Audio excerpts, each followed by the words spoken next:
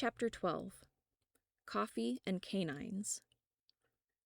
After work, Michael had insisted we go out, just the two of us. "But why?" I asked, hoping for some reason that he didn't know what today was. I hadn't told anyone about my birthday.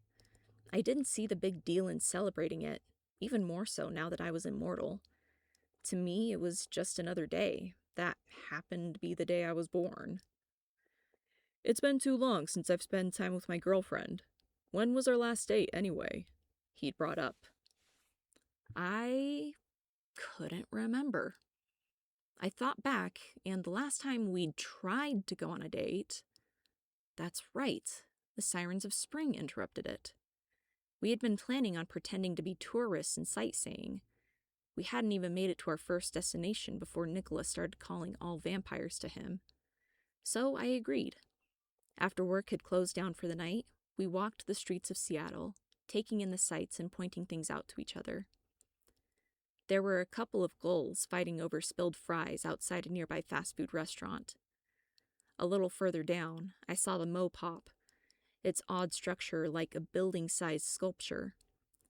The Space Needle stuck up behind it, its spire lit up and looking like a giant beacon. We walked to a local bookstore Michael knew of, a cozy little place that would be easy to miss in such a busy city. The bell above the door rang out as he opened it. "Ladies first," he said with a crooked grin. I stepped from the drizzly sidewalk into the warm space. There was a soft calm in the store, the warm paper and ink scent filling in all the little gaps left from the tiring day at the office. My body relaxed and I breathed in, letting the atmosphere fill me. The hint of coffee from the cup on the checkout counter balanced the flavor of the air. Coffee and books. There were few better combos in this world. The floor creaked lightly under my feet, and the soft lighting cast everything in a slightly golden light. We wandered the aisles, looking at various titles and seeing if there would be anything to interest the both of us that we could read together. Michael picked up a book with a rather steamy picture of a shirtless, muscular man holding a swooning woman in his arms. "We could always go for something a little warmer," he said with a naughty wink and a grin. An embarrassed laugh burst from me. "Put that down! You're awful!" I could feel the flush rushing up my face, but my heart was so full from just being here that I didn't care. More random books to look at and debated. The first human moment we'd had in days, ever since everything about the 10 came up. I looked at the shelves, sorted by genre, and from there by author. It was obvious that whoever owned and took care of this place did so with utmost care. Michael continued to browse chaotically. Whether this had been a date or not, I was sincerely enjoying myself. We picked a book each, and one to try reading together, and went to the counter. We purchased them, the gentleman at the counter carefully placing the books in a paper bag. Opening the door, we walked out into the near drizzle of rain, more humidity than precipitation. As I reached for Michael's hand, a shout and a thud rang through a nearby alley. My eyes shot first to the alley, then to Michael. He looked back at me, and without needing to speak, we both ran toward the noise. Our shoes pounded against the pavement, brickwork blurring as we ran as fast as we could. The smell of metal and rain couldn't cover the stink of wet garbage. Rounding a corner, I nearly barreled into Michael where he'd stopped, dead still. I looked ahead at why he'd stopped, and a silent gasp made its way to my mouth. Trash bins had been toppled over, and red neon signs shone, casting everything in a bloody hue. In the half-lit alley, a form in torn clothing was crouched over an unconscious man in a ski mask, his pants undone. The form shifted, and her icy blue eyes caught the streetlight. I knew those eyes. Those eyes had stared me down in the bathroom just before she nearly struck me. "Sarah?" My voice sounded small in my own ears. The form, Sarah, was half shifted into something large and covered in fur. Her shoulders were corded muscle, and claws shone in the dim light as she huffed heavily. The fur began to ripple and recede, her form shrinking down, soon leaving just our coworker standing there, her clothes rumpled, torn in pieces, and breathing ragged. The three of us froze, no sound but Sarah's panting and the faint hum of the red neon sign. For impossibly long seconds, we did nothing but stare at each other. Finally, the silence broke when Michael asked, his voice cautious, "Are you all right?" Sarah stared for a moment longer before answering with a shaky voice. "I'm fine, except the part where you both just saw this," she said as she pointed at herself. Her wide doe eyes blinked at Michael. He attacked me. It all happened so fast. I didn't mean to hurt him badly. I was scared. I don't know what happened. Michael stepped forward, grabbing Sarah's torn coat from the ground and draping it around her shoulders, helping cover her up.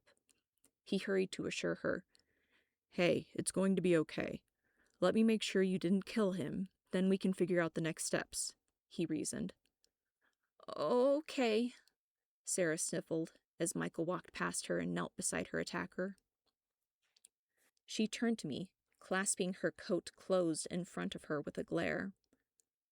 "So," she whispered to me, all pretenses dropped, "you know what I am now." Stepping towards me, she leaned in to whisper, "But I know what you both are too." My eyes widened. How could she possibly know? She inhaled deeply.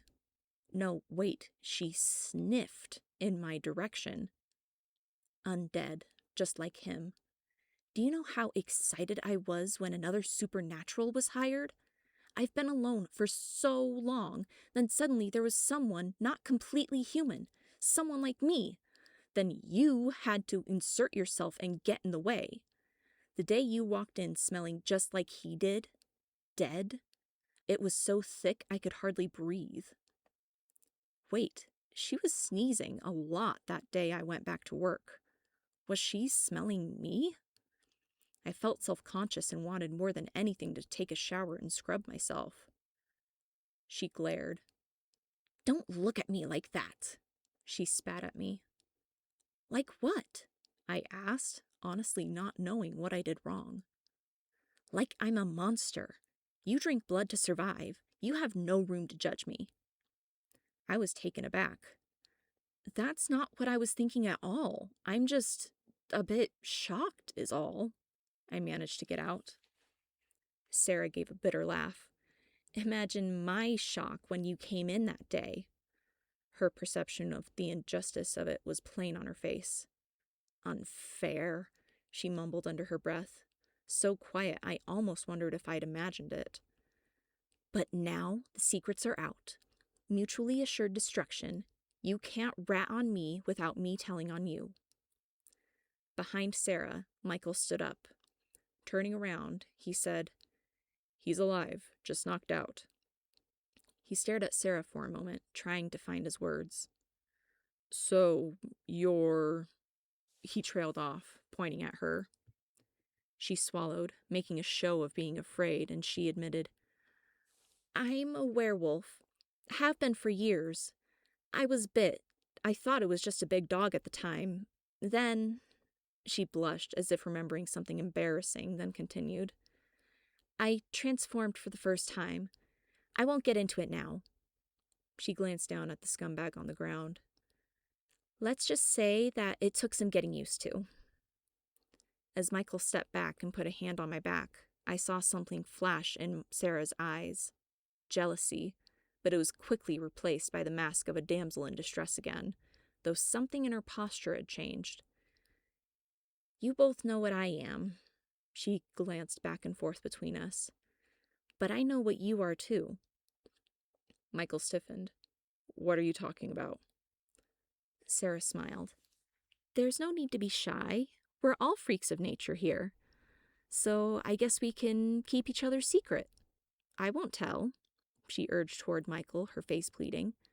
"It's just the only way I can think of to keep myself safe. You understand, don't you?" her eyes glistening with unshed tears, blinking rapidly. His hand tightening on the small of my back, Michael replied, "Of course. None of us have any reason to air anything out. Your secret is safe with us."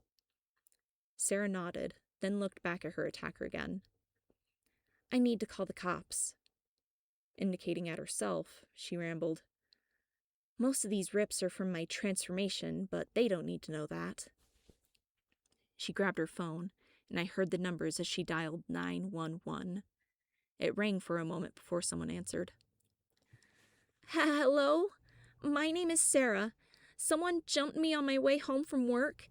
He was on top of me, and I grabbed a rock, and, oh God, he could wake up any minute. Please send someone." Sarah continued her performance on the phone. I knew it was all for show, but she put up a good act. Muting her phone, she glanced at Michael. "Thank you for your help. I think I've got it from here," she said with faux fearful bravado. "Are you sure?" Michael asked, ever the gentleman and wanting to make sure she was really okay before we left. She nodded. "The cops shouldn't be too long. Unless you want to talk with them too, you should probably leave." A mix of admiration, guilt, and dread sat in my gut. Practiced deception felt so familiar now. Michael put his hand on my elbow. "Come on," he whispered. "She's got this covered." I glanced at Sarah once more, still trying to wrap my head around the fact that A, werewolves existed, and B, she was one. I turned to look at her as we walked away, and she glared at me as if to confirm. Mutually assured destruction. Her voice echoed off the alley walls as Michael and I walked back to where he had parked the car that morning. My hand felt heavy and I looked down. I was still holding the bag of books we had purchased. The bookstore visit felt like it happened on an entirely different day, even though it had been maybe only 15 minutes since we'd left the place. A very intense, very crazy 15 minutes.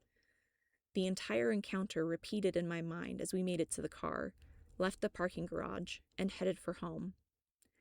Rainy mist ran across the windshield as the silence stretched. Michael seemed to be as deep in his thoughts as I was in mine, eyes focused on the road and both hands on the wheel. We normally held hands on the way home, but I think we were both too shocked to even think of it.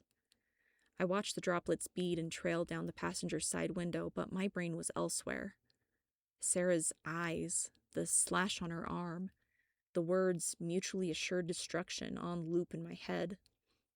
I began to wonder just how many other supernaturals were out there, walking the streets of Seattle, hiding in plain sight, wearing calm faces, just like me. I jumped when Michael broke the quiet. "Well, that was unexpected," he said. Exhaling, I half laughed. "You can say that again." He looked over at me with a weary smile, holding his hand out. I placed mine in it, appreciating the grounding touch it provided. The windshield wipers squeaked as the hum of the road continued beneath us. The bag of books was in my lap, and I fiddled with the handle of the bag, trying to further tether myself to the present.